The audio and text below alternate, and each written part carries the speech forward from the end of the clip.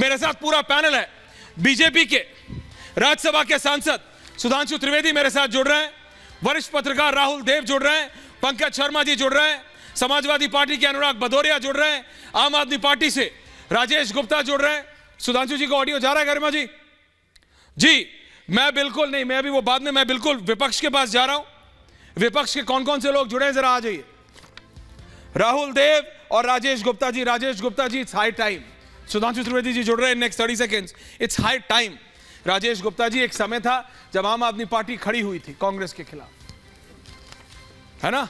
अभी आपको लगता है कंपल्शन है, जुड़ना है, मैं समझता हूं।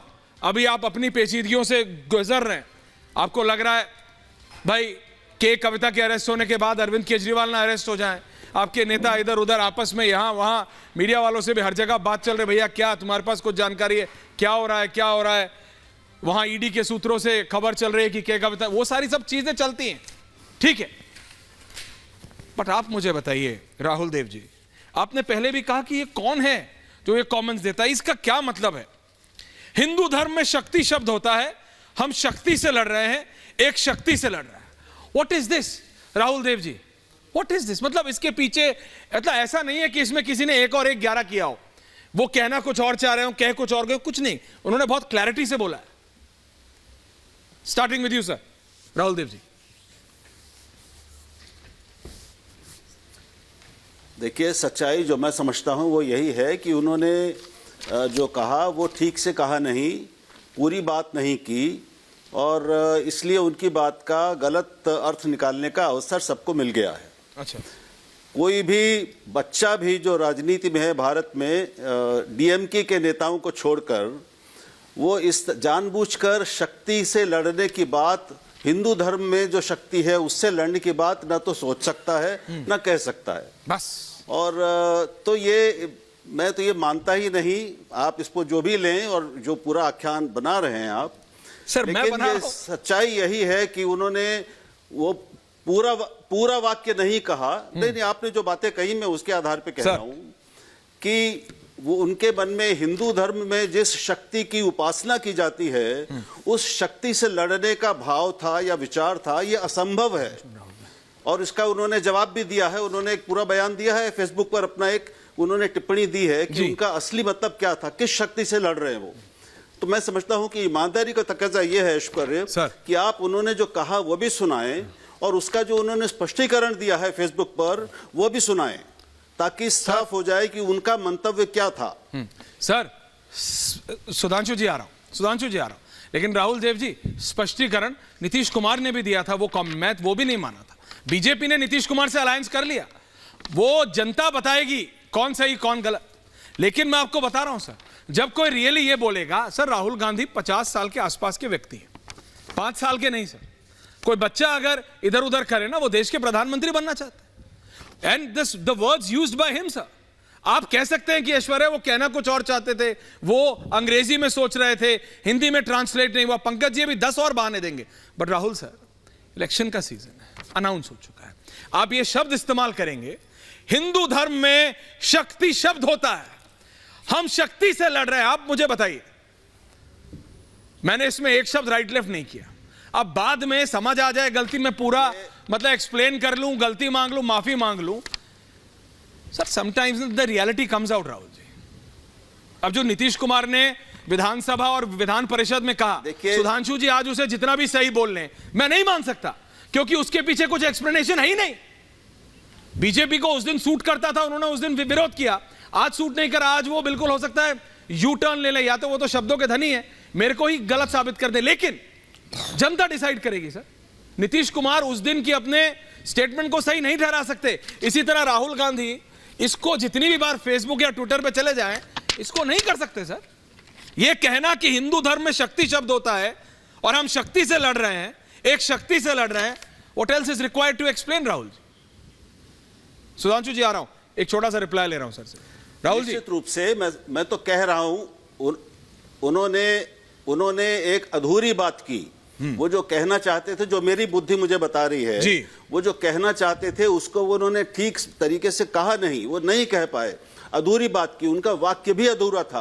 आप देखिए वो दो अलग अलग वाक्य हैं जो एक के बाद एक आ रहे हैं, एक भी पूरा वाक्य नहीं है अगर मैं उसके बहुत भाषा वैज्ञानिक विश्लेषण करूं तो।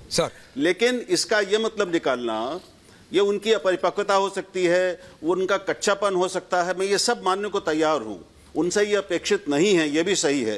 वो विपक्ष के बहुत बड़े नेता हैं, इसलिए उनसे ये उम्मीद की जाती है कि वो जो भी कहेंगे एक एक शब्द सोच समझकर नाप तोल कर कहेंगे और ऐसे कहेंगे कि उससे गलत अर्थ ना निकाला जा सके। ये सब बातें सही हैं और उन्होंने वो इसमें नाकाम रहे हैं, ये भी सही है। लेकिन मैं सिर्फ ये कह रहा हूं कि उनका जो आशय था, उनका इरादा ये नहीं हो सकता था, नहीं हो सकता है कि वो हिंदू धर्म में जिस शक्ति की पूजा होती है उससे लड़ने की बात कह रहे थे। आधी जानकारी, half information is more deadlier than a weapon, Rahul ji ये भी कहा गया है। बहरहाल सुधांशु जी के पास जा रहा हूं, वो कुछ कहना चाह रहे हैं। सुधांशु त्रिवेदी जी, राजेश जी को भी ले आइए और अनुराग जी। देखिए, ये जो आज ये वाक्य बोला है, ये बहुत बहुआयामी इसके ऑब्जर्वेशंस हो सकते हैं जी।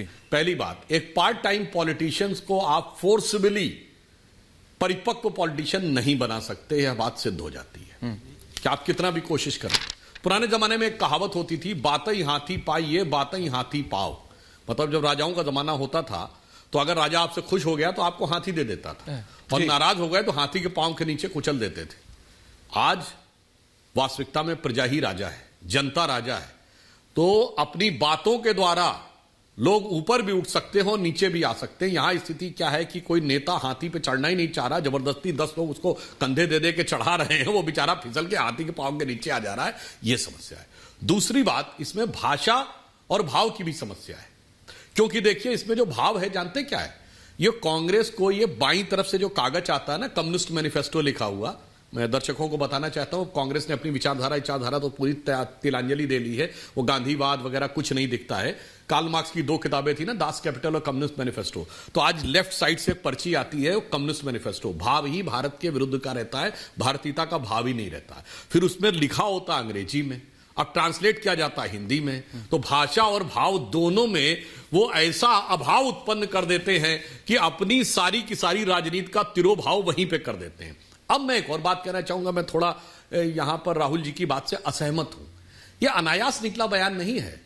राहुल जी, आपने देखा होगा पिछले 1.5-2 साल से दुनिया में बड़े लेवल पे एक बाकायदा श्रृंखला चल रही है, डिसमेंटलिंग ग्लोबल हिंदुत्व, यानी वैश्विक स्तर पर हिंदुत्व को नष्ट करने का अभियान। फिर भारत में ये एक बाकायदा कॉन्फ्रेंस होती है, इरेडिकेशन ऑफ सनातन धर्म, यानी हिंदू धर्म का समूल नाश। अब ये कौन लोग स्पॉन्सर करते हैं बाहर जाके, मैं ये बात कहना चाहूंगा, और इसमें भी मैं कोई ये नहीं कह रहा हूं वही है, मगर तीनों बयानों को मैं जनता के सामने रख के अपने आप उनके विवेक पे छोड़ता हूं। अगर जॉर्ज सोरोस कहता है कि $1 बिलियन मैंने निश्चित कर रखे हैं कि मोदी की सरकार को हटाना है, और फिर डिसमेंटलिंग ग्लोबल हिंदुत्व हमको विश्व स्तर पर बड़े बड़े प्रतिष्ठित विश्वविद्यालयों में दिखती है, फिर भारत में एक पॉलिटिकल पार्टी इरेडिकेशन ऑफ सनातन धर्म कहती है, और उसके बाद ये कहें कि ये तो बाई चांस हो गया, असहज हो गया, सहज हो गया, यानी ये हिंदू धर्म की शक्ति से ही लड़ना चाहते हैं। परंतु हिंदू धर्म की शक्ति वो क्या है, उसके लिए रामचरितमानस में गोस्वामी जी ने लिखा है, अजह अनादि शक्ति अविनाशी सदा शंभु अर्धांग निवासी।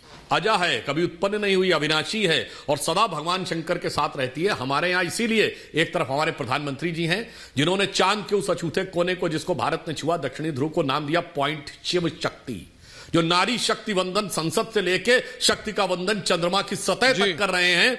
और दूसरे ये है, और मैं एक और बात कहना चाहूंगा, ये शक्ति के प्रति इनकी हिकारत इतनी है कि भारत माता की जय बोलने से कतराते हैं और उसका विरोध करने वालों के समर्थन में खड़े हो जाते हैं, कहीं भारत माता की फोटो तक नहीं दिखाते। आ रहा हूं। और एक बात कह दूं, ये आज से नहीं है, ये तो नेहरू गांधी के जमाने से है।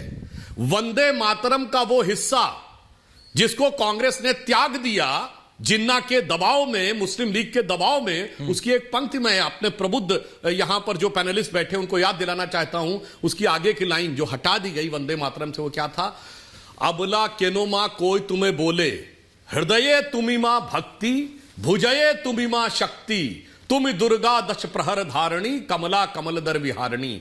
तो शक्ति तो भारत माता है मान्यवर, जिसके लिए वंदे मातरम की ही आगे की लाइन थी, हृदय तुम्ही मां भक्ति, हृदय में तुम भक्ति हो, भुजये तुम्ही मां शक्ति। जो आप हाथ में शक्ति हो और आप कमला कमलदर विहारणी हो। मगर क्या बताएं समस्या क्या है कि अब मजबूरी में, और मैं अंत में एक और बात कह दूं, बोलिए। मैं पुनः ये बात कह चुका था, तब मैं मजाक में कहता था, अब गंभीरता से कहता हूं। ये राहुल गांधी की न्याय यात्रा जब शुरू हुई, उस समय, उससे पहले कांग्रेस के लोग कहते थे राम मंदिर की प्राण प्रतिष्ठा का मुहूर्त ठीक नहीं था। मैं पुनः कहूंगा कि हमारे शर्मा जी भी बैठे हुए हैं, अन्य लोग हैं, जरा गंभीरता से विचार करवाएं ये किस मुहूर्त में राहुल गांधी ने अपनी न्याय यात्रा शुरू की थी।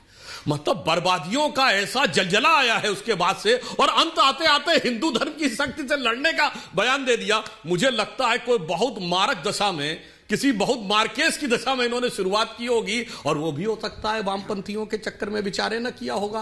क्योंकि देखिए, गुवाहाटी से शुरू किए थे तो चौपाटी में देवड़ा जी छोड़ दिए थे, एक लाइन में बता दे रहा हूं। बंगाल पहुंचे तो दीदी ने मुंह मोड़ लिया था, झारखंड पहुंचे तो सीएम की कुर्सी चली गई थी, बिहार पहुंचे तो उनके सूत्रधार नीतीश कुमार जी मझधार में छोड़ के चले गए थे, उत्तर प्रदेश पहुंचे जयंत चौधरी जी ने छोड़ दिया था, और सपा से गठबंधन किया, सपा के 7 विधायक छोड़ के चले गए। हिमाचल पहुंचे नहीं, हिमाचल में पार्टी गड़बड़ा गई, और जब तक बंबई पहुंचे क्या क्या करने लगे, और मुंह से ये निकल गया। तो मैं सिर्फ ये कहता हूं, ये एक सुविचारित मानसिकता की सहज अभिव्यक्ति है, और एक ऐसे नेता को नेता बनाने का प्रयास जो नैसर्गिक नेता नहीं है, उसके ऊपर थोप थोप कर वो करने का प्रयास करें। जिसे उर्दू के एक शेर में अंत में कहना चाहता हूं, इसको कोई शब्दशा न ले, कि लाख तोते को पढ़ाया पर वो हैवा ही रहा। यानी तोते को कितना भी पढ़ा दो, पर आखिर में है तो वो पक्षी इंसान नहीं हो सकता, इसलिए गलतियां हो जाया करती हैं। इसलिए समझ रहे हैं आप अनुराग जी? हाँ, तो मैं तो सुधांशु जी, आप राजेश जी आ रहा हूं, पंकज जी आ रहा हूं। मैं तो सुधांशु